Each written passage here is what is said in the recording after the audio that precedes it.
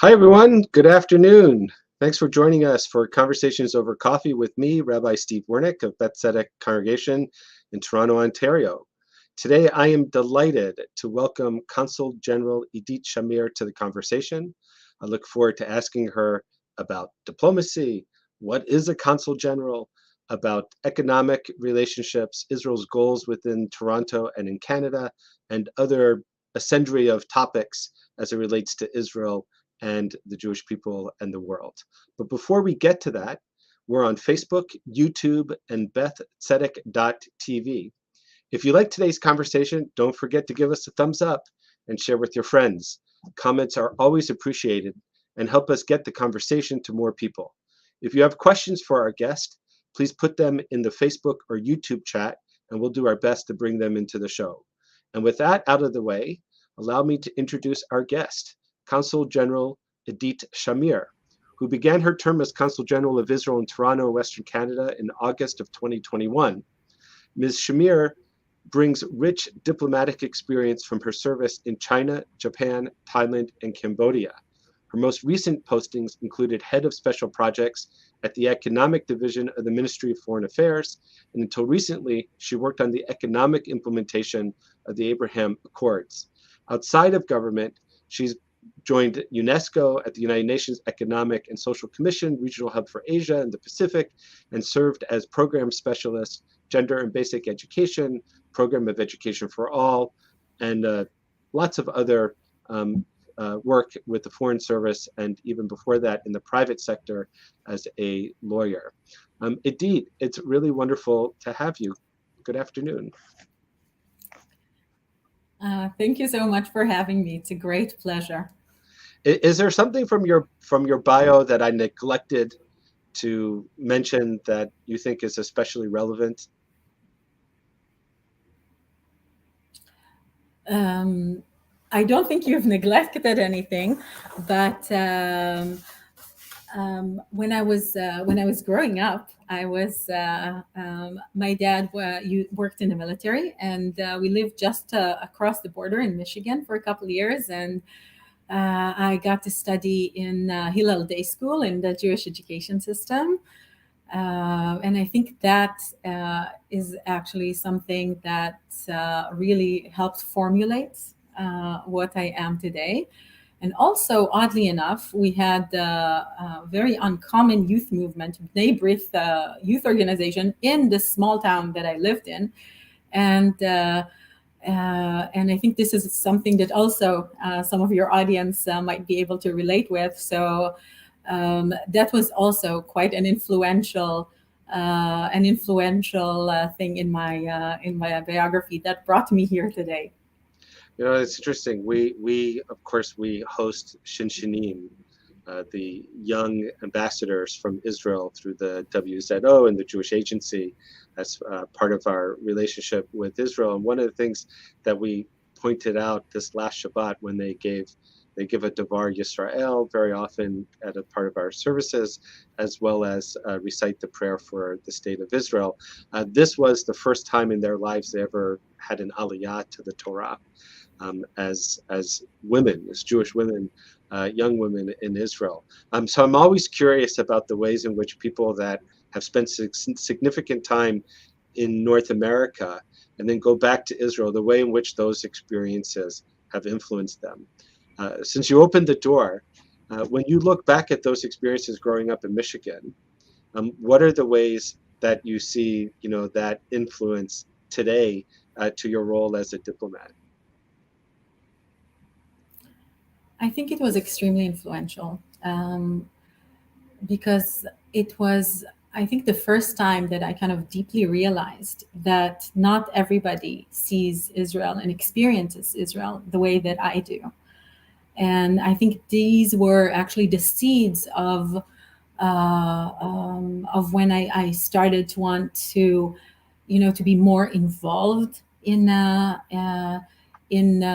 promoting Israel and promoting this kind of miracle that Israel is, um, and making these connections for Israel, so people will see and tell the story of Israel. And I think that's when it started to be significant for me, which, it was one of the first steps that led me to this role as Consul General and to joining the Foreign Ministry. At what point did you realize that going into foreign service was going to be your career path? Probably a couple years into diplomacy, I realized that this is going to be my career. I started, I think I was already 14. I was in BBYO. We were doing all this work for Tikkun Olam. It made me feel this very strong need to, as teens do, but for me it persisted, to change the world. So to make an impact, to make this world a better place. So I thought the best way to do it was through legal work, and I decided I wanted to be a lawyer. And after I graduated from law school, I opened my own little firm, and I was working in what I thought would be my dream job. I was working as a litigator for shelters of battered women, to help them navigate the system. As you know, the system in Israel is quite complicated regarding domestic law, and I wanted to make a difference there. And I realized that I spend every day basically battling it out in rabbinical courts, and I thought, this is, I was 25. It was day in and day out, and it was very, very difficult emotionally for me. So I thought it might be best to take a little break and try diplomacy and work, kind of zoom out, and trying to make this change, as I said, kind of the perception that other people have of Israel. And I thought this is going to be an hiatus, because my dream was to be a human rights lawyer. And I found through experience that this is a career that brings me great satisfaction, that allows me to change environments every couple of years, that allows me to meet new cultures and new people, and do this work for Israel, which I love so much. So I think it took me a couple years to kind of understand that I'm not going back to being a lawyer. The issue of battered women in Israel probably deserves a conversation in and of itself. So we'll table that to another time, because I am interested in that. And I know from some of my own work in Israel with organizations like the Jaffa Institute, that they, in dealing with families that are addressing poverty and so forth, they've also created a battered women's shelter to be able to save people from those circumstances. It deserves its own conversation for that. As a diplomat, your expertise seems to be in economic development and ties.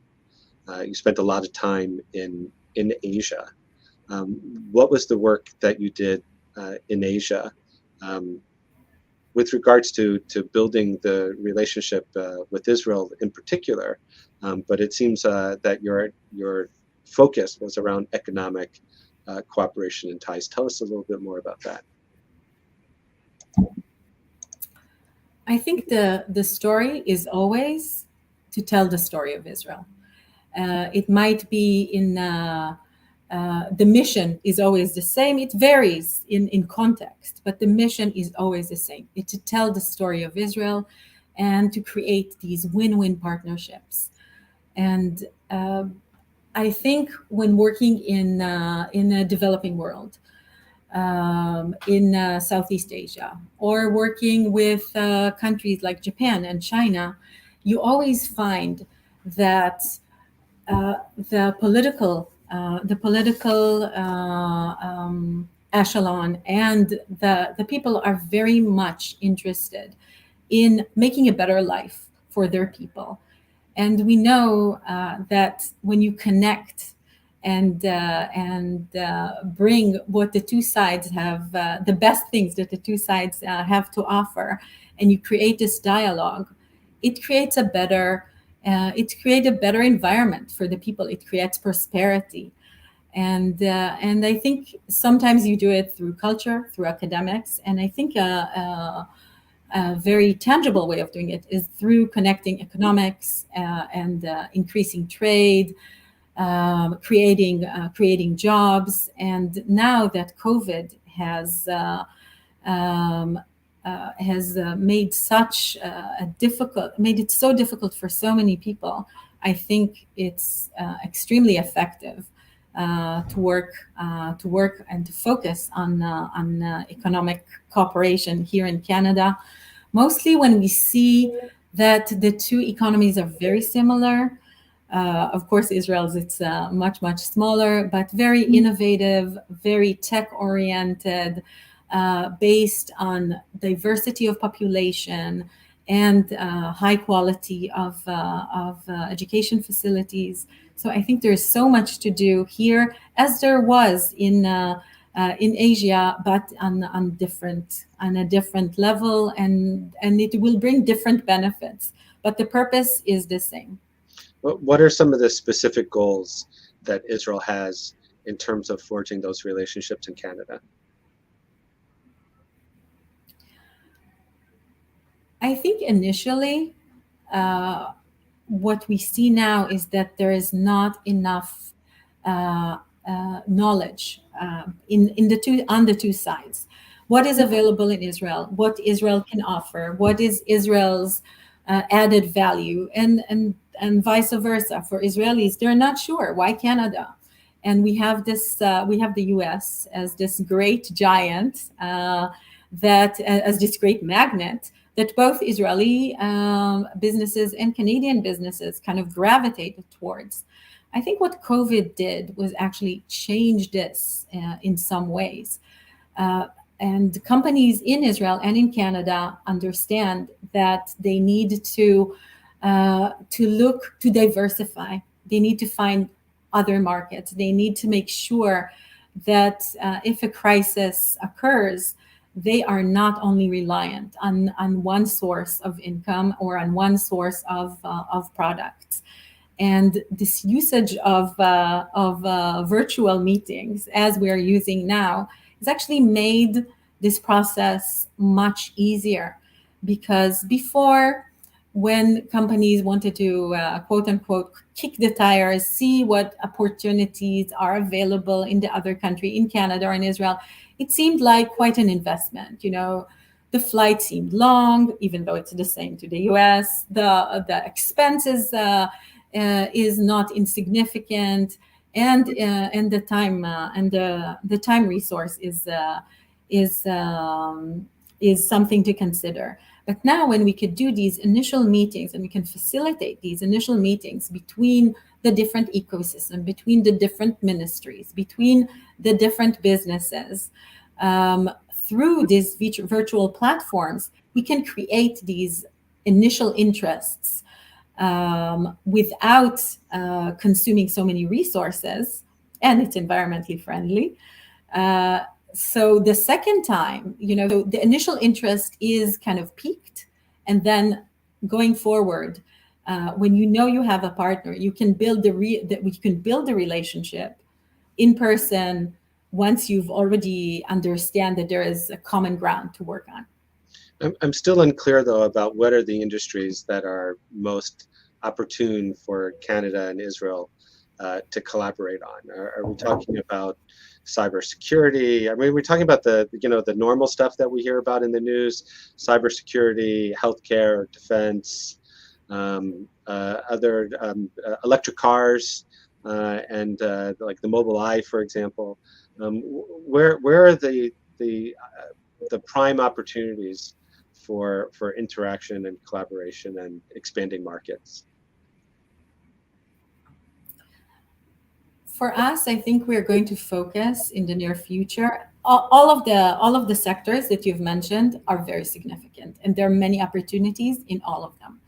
And again, both Israel for Canadians and Canada for Israel is mostly an unexplored market. But for us, we want to prioritize. And I think healthcare is one area, and climate change technologies are areas where we really want to put our focus on, because they're very important to the daily lives of Canadians and Israelis. Healthcare, Israel has already branded itself, I think, in Canada as a country that has a lot to offer. During COVID, there were a lot of consultations on the highest levels between our governments to exchange best practices. And I think that contributed a lot to both countries.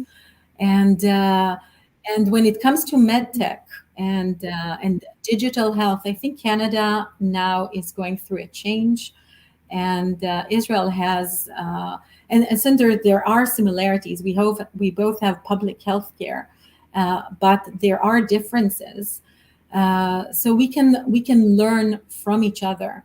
How does Israel do its telemedicine? How do we reach faraway territories? Or how do we make health accessible, the highest quality of health accessible to people in the periphery? And I think Canada, being such a large country, faces the same challenges. How does Israel do community health care? It's a little bit farther from Toronto to the Northwest Territories than it is from Eilat to Afula. So it's like, you know, Canada's challenge for getting healthcare out into the harder to reach territories is very hard, for sure.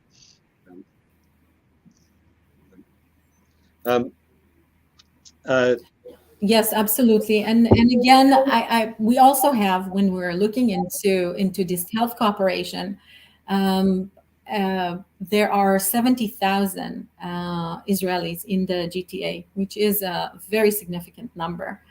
Some of them are in the medical sector, and there are always doctors here that are working, Israeli doctors working in Canadian hospitals.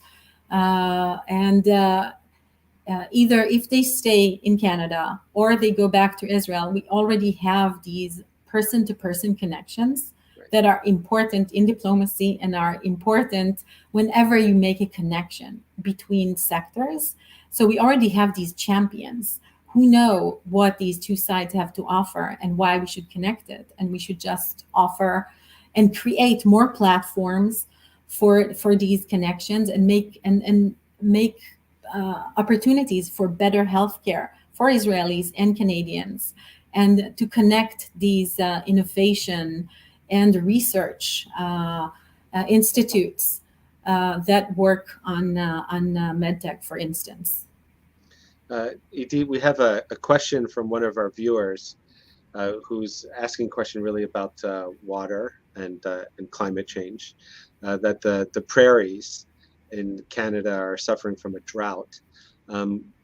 What do you think that Israeli farm technology or water irrigation systems, what can Israel offer Canada to help address some of the drought that's taking place in the center of the country, in the prairies? I think there are numerous technologies that could be utilized for different things, and it's as you rightly mentioned, drip irrigation that was, I think, invented almost 30 years ago in Israel, part of this innovation culture, and it changed lives in agriculture in many countries and saved water and helped save our climate. Currently, when we're talking about drought, there are really varied technologies. Just one off the top of my head is water gen that can actually create water from air. You basically put this container-sized machine, and it uses the humidity to create water. This is just one suggestions. There are better ways to manage water, and again, I think when you put the people together and you understand exactly what is needed in a specific area, solutions are abundant in Israel. I'm interested about the role of the Consul General, because you're one person and you have a huge territory from Toronto and then all the way west to Western Canada. Yes. It's like, it's half of North America. um, how do you manage, your own capacity to build these relationships? When the agenda is so big.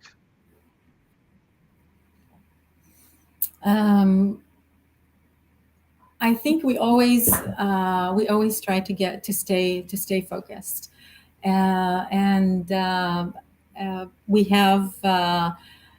have quite a significant consulate here with 35 people working here. We have the third largest consular section in the world because there are so many Israelis and different needs of the Canadian community here.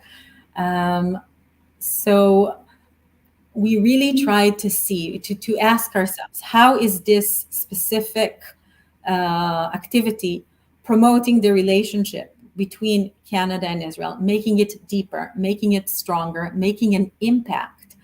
And we try to ask ourselves that before we go into any activity, and we kind of try to keep on focus. Economy wise, we're trying to, our trade is $1 billion, and it's been constant for about a decade. We want to double that. How is this working towards doubling the trade? How is this activity helping us deepen our outreach, make our connection with the Jewish community, with other minority populations here, deeper and more meaningful? Is this activity, our day-to-day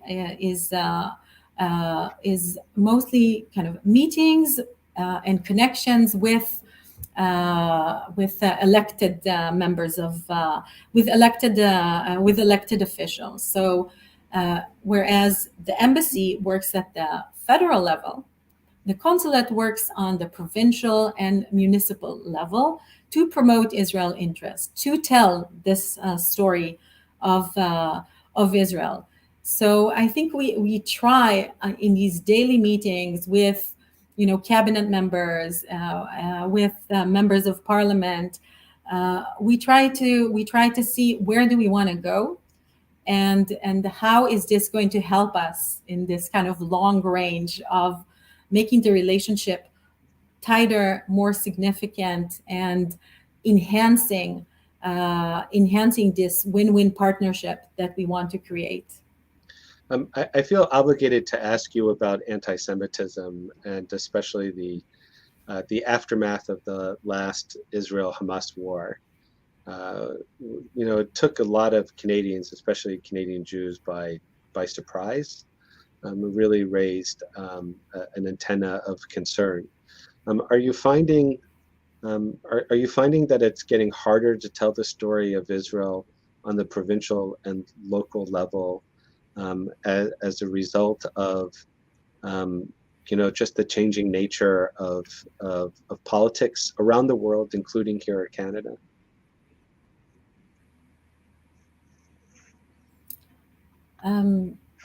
I'm not sure. I think we're experiencing some challenges, but I'll try and answer from what I heard.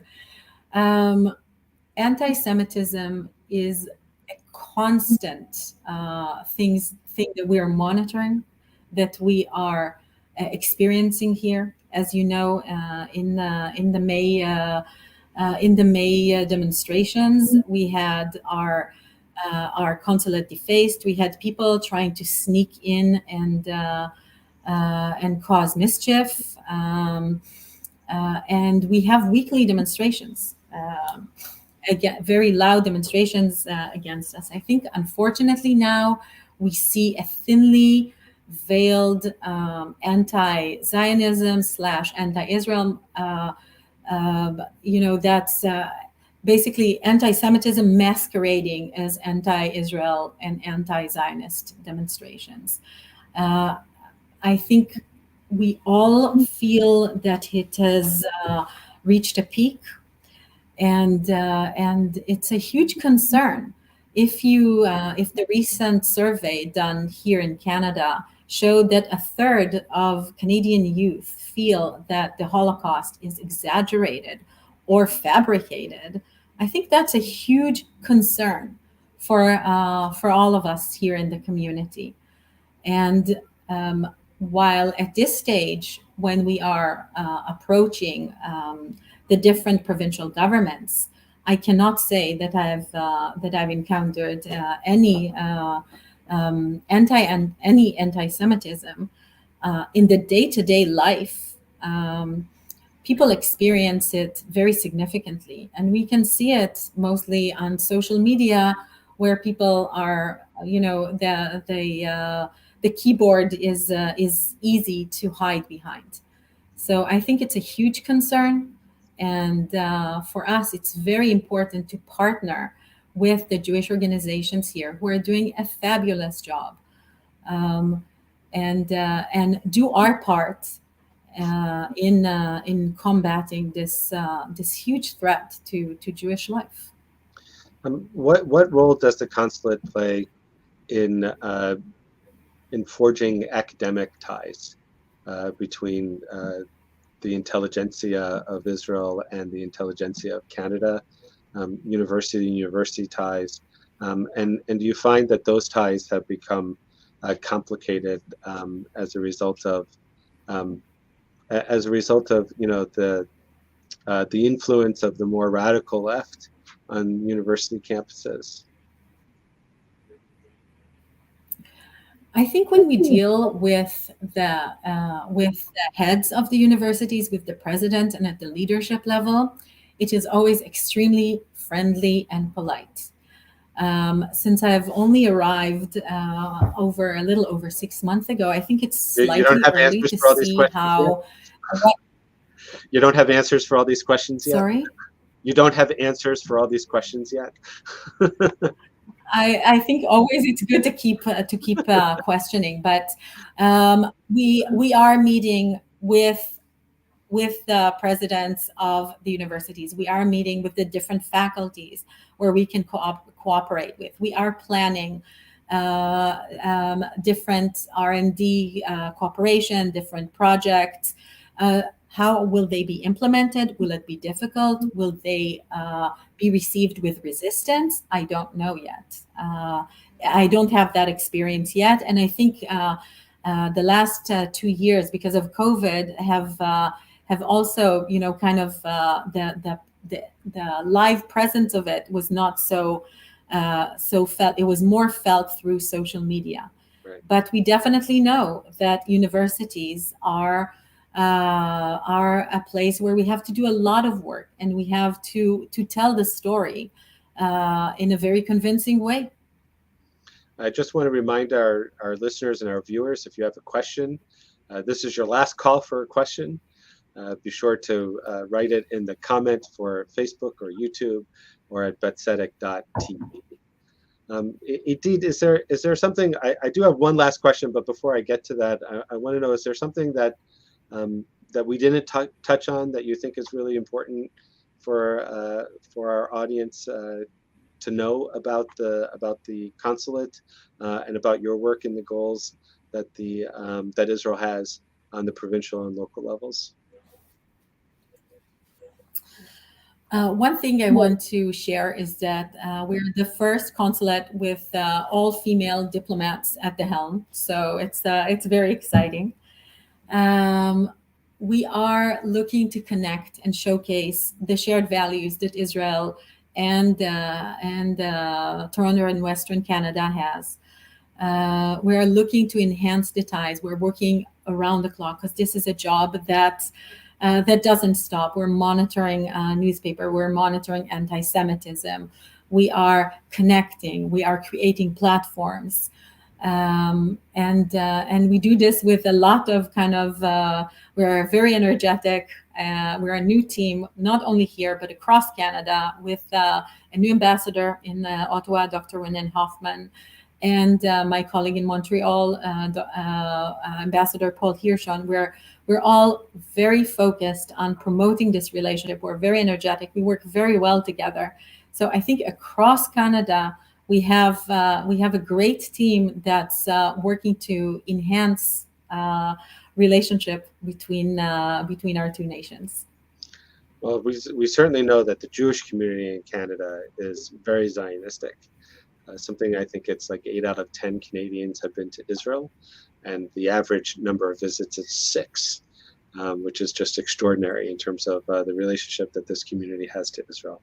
The last question I have for you is one that I'm pretty sure I know what the answer is, but it's something that I feel it's necessary at least to state, so that you can report back to the Foreign Ministry that Canadian Jewry is interested and concerned about this issue, and that has to do with Jewish pluralism within the Jewish state, and especially the implementation of the Kotel Agreement, which I was one of the negotiators for. So it's not only that it's important to Canadian Jewry, it's important to me personally, because I put 4 years of my life with the conservative movement to negotiate that agreement. It's very disappointing that Prime Minister Bennett has basically declared that he's not going to push it forward while he's Prime Minister. Do you have any thought that you can share about that, and any expectation of when the agreement might be viable again? I thank you for raising this. This is a topic that is very, very close to my heart, because I think we are one family. We are one people, and we should embrace the different movements within Judaism. I think Foreign Minister Lapid just recently said that he's very much committed to doing his utmost to make this work. Now, this government is extremely complex and extremely sensitive, and we can see that in other areas there has been progress when it comes to conversion, when it comes to kosher certification. So there is goodwill, but there is the realpolitik of it, that there is no majority for this government to push these items, which are extremely significant forward. So there is not at this current time, I think this is the best that they can do. I would just point out, and yet the Kotel Agreement is a written part of this coalition agreement. So all the parties to the coalition, when they signed on to it, they agreed to implement it. And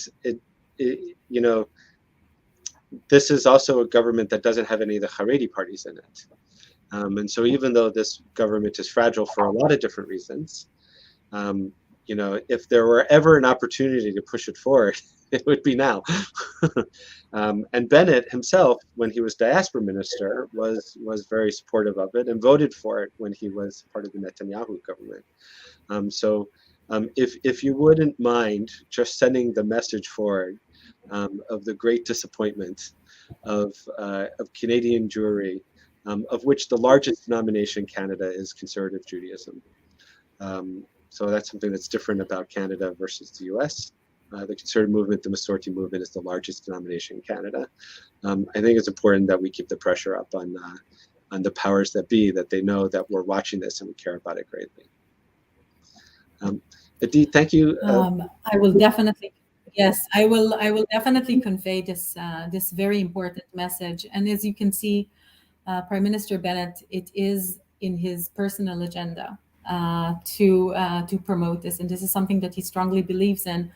But unfortunately, the politics currently, the power, the political dynamics are not there. I think the Jewish community in Canada will have an opportunity to say this in person, because I think we have an upcoming visit of the Minister of Diaspora, Dr. Nachman Shai, in the next few months, and I'm sure he would be delighted to meet with the different communities and hear directly from you, and you can get answers from the political side that can make this difference. Well, we would love to be able to host him at Bet Tzedek.